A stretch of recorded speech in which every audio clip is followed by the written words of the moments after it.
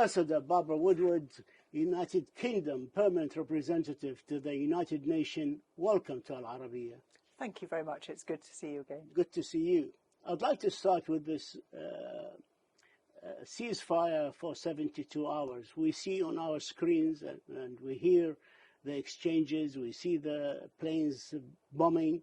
What hopes have you got as a permanent member of the Security Council, as the holder of the Sudan pen within the Security Council? What hope do we have for this ceasefire to be a real ceasefire? Well, like you, we've been following for now nearly 2 weeks the eruption of violence in Sudan and in Khartoum in particular. And we've seen the same pictures, we've heard the same testimonies from people who have been trapped there. And for those who are still trapped and wounded, we've seen the same casualty numbers. The situation is clearly horrifying and very concerning. And of course, we had in that period several attempts at ceasefires that didn't really take at all. They didn't get off the ground at all. But we saw just recently the first 72-hour ceasefire, which certainly held in many places and allowed people to get out to try and get water, supplies. And that was, of course, renewed again last night. As you say, it's not a perfect ceasefire. We're still seeing attacks, including from the air. But I very much hope that we can continue to work on the first ceasefire, this now second renewal of the ceasefire, and move forward, ideally, into a political negotiation and a return to stabilisation. As I said, the UK is the pinholder in Sudan in the Security Council. What venues are open to you as a pinholder and to the other countries, members of the Security Council, to push forward for a real ceasefire, for a dialogue, for a return to peace, actually, in Sudan, and to return to the democratic, peaceful process to a civilian government? Yes. Well, as you say, we are penholder, which effectively means we are the convener of the points of view. And one of the jobs we did very early on was, of course, to bring together views and issue a Security Council press statement, which we had helped to reconcile varying points of views. And that was a unanimous press statement expressing the Security Council's concern and desire for a ceasefire and moving back towards peaceful negotiations. We've had 2 meetings of the Security Council since then, helpfully briefed by Volker Perthes, the Secretary-General's Special Representative. He himself has evacuated from Khartoum to Port Sudan, but the UN remains in Sudan doing their life-saving humanitarian work, which I think is very courageous and very important. We've had further discussions in the Council among Council members about what we could do next. I think what we most want to do is bring the Council's full support in behind the proposals from AL-HAJ, from the African Union, from the Gulf Cooperation Council, in order to move towards a ceasefire and then, as you say, get us back on the political process. So you're happy to play a supportive role to AL-HAJ and the African Union, the regional organizations, in order to solve this or to reach a solution, a peaceful solution for the conflict? What we see in the Security Council all the time, but notably when we're penholder, is that the relationship between what the Council does and a regional organisation does is a very important partnership. So, for example, on Myanmar, we've worked closely between the Security Council and ASEAN. Sometimes ASEAN takes the lead, sometimes the Security Council takes the lead. And that's what we'd like to do in support of Sudan. The most important thing is the humanitarian situation in Sudan and getting us back to the political process. So how the Security Council does that, working with regional partners, working with individual regional leaders, is the most important thing now. We all heard the permanent representative of Sudan, Ambassador Al-Harith, Idris Al-Harith, speaking in the Council on Tuesday on the special session on Sudan held upon your request to the Council. And we understood from what he said, it wasn't a secret, that the Sudan does not want the United Nations, the Security Council, to play a role in the solution, to solve. They prefer to solve it internally, or to have the regional organization like IGAD, like the African Union, play the mediation role to solve this conflict? How do you help a country that doesn't want your assistant or your good officers to solve their conflict?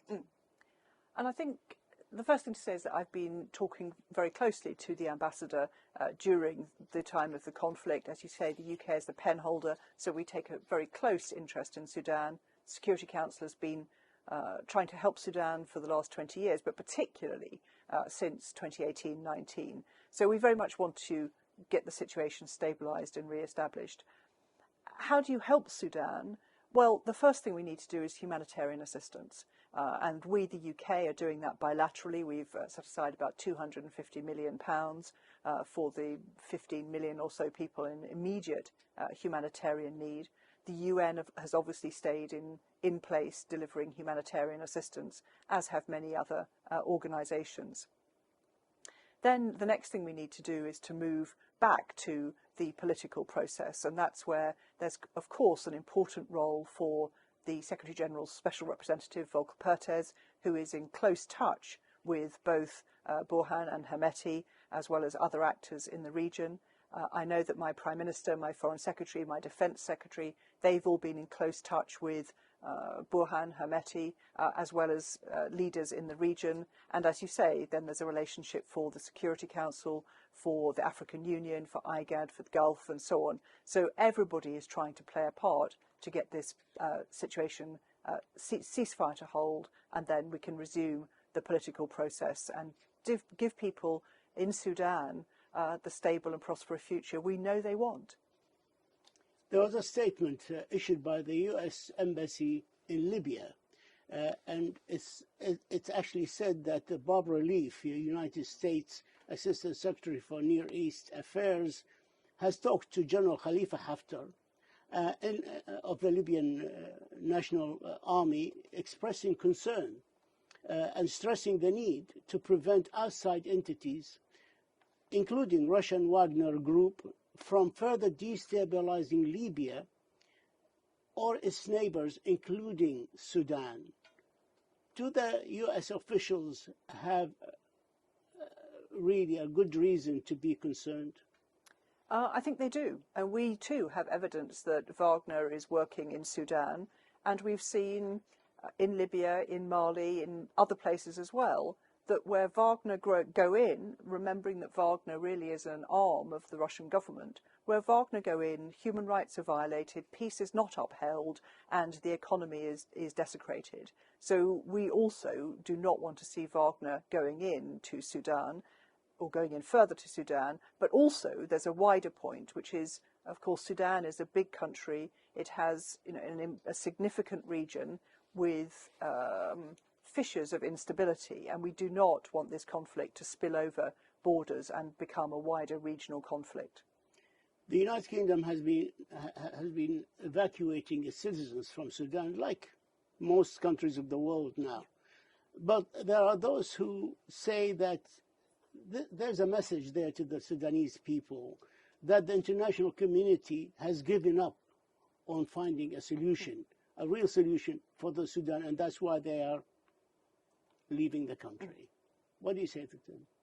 So it's true that we have been offering evacuation to British nationals who want to leave. We've evacuated about 1,500 people so far, and we'll have another 6 flights today. And other countries are doing the same thing. That will make a total of 20 flights, maybe? That would be about 20 flights so far by the end of today, that's right. But in terms of abandoning the people of Sudan, absolutely not. I know that British aid workers are among those who have stayed to help the people of Sudan. The United Nations has been absolutely clear. The Secretary-General said it when he came to our meeting earlier this week, that the United Nations was not leaving Sudan. We've spoken to Volker Perthes, the Secretary-General's Special Representative. He is still in Sudan. So the priority, the immediate priority, is humanitarian aid, medical assistance for the thousands who've been wounded in the fighting, as well as providing life-saving support. And then we need to do all we can working with the Sudan Armed Forces, the Rapid Supply Sudanese Forces, to get the peace process back on track and support the people of Sudan for the future we know they want. Does the UK have plans of resettling those fleeing Sudan? So the people who have been evacuated so far are British nationals, so they've come home, or they're in the process of coming home. Remember, I think that Sudan is already a big country, and those who flee need immediate assistance, so they don't need to embark on a long journey across sort of Africa and Europe to get to the UK when they could find safety elsewhere. And I know that countries in the region, and including Sudan's immediate neighbours, are already taking enormous numbers of refugees, and one of the things that we'll use our assistance for is to support those refugees, whether they are still in Sudan or whether they are in neighbouring countries. I have time for one last question. Does the UK has transferred its embassy from Khartoum to Addis Ababa? And once again, what message is that to the Sudanese people? The embassies are fleeing the countries. So we had specific threats against the staff in our embassy, and so we have moved the embassy to Addis Ababa, which means that it can function safely because it can get water, food, electricity, power, all the things it needs to function. And I know that the ambassador is setting up the embassy in Addis as we speak, and he and his team will definitely be focusing on supporting the people of Sudan and trying to bring a ceasefire and get us back on the political process. Ambassador Barbara Woodward, the United Kingdom Permanent Representative to the United Nations, we thank you for your insight, and we thank you for this exclusive interview. Thank you so much. Thank you very much indeed. Thank you. Thank you.